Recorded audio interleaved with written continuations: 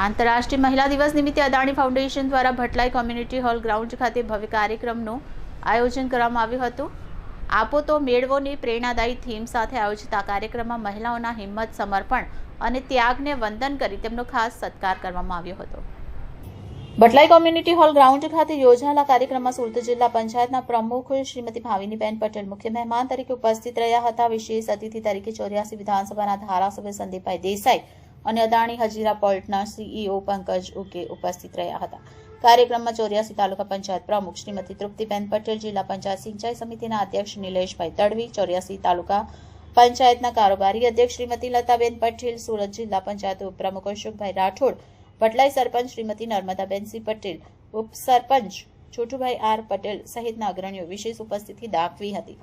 એઆરપીએલ હજીરાના AGM Shri Bhavesh ડોંડા, 84 તાલુકા વિકાસ અધિકારી Shrimati મયુરબેન S guide અને દંડક શ્રીમતી સંગીતાબેન સેલર પણ આ પ્રસંગે ખાસ ઉપસ્થિત રહ્યા હતા।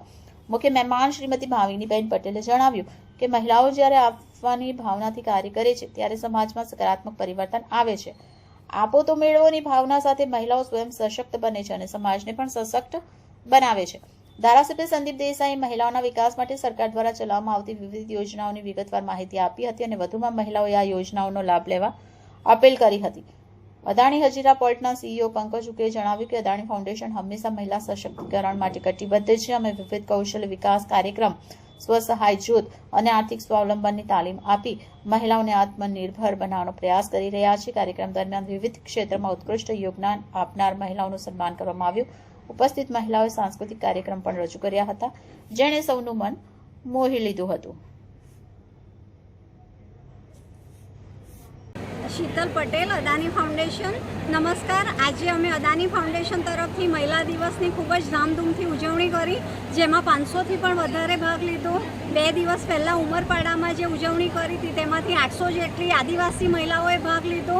અમારા ડૉક્ટર પ્રીતિબેન અદાણીનું સ્વપ્ન છે કે ગામડાની જે નારી છે એનો પૂરેપૂરો ભાગીદારી એ સમાજના વિકાસ, દેશના વિકાસમાં મુખ્ય ફાળો રહે, તે હેતુથી અમે લોકો અલગ અલગ હેલ્થ, શિક્ષણ અને એ લોકોને આજીવિકામાં મદદ કરીને બહેનો પોતાના રીતે પગભર બને, આત્મનિર્ભર બને, સશક્ત બને, સ્વાવલંબન બને અને બહેનો એ દેશના અને ઘરના વિકાસમાં પણ મુખ્ય ભૂમિકામાં આવે, તે હેતુથી અદાણી ફાઉન્ડેશન અલગ અલગ રીતે મહિલાઓને મદદ કરે છે।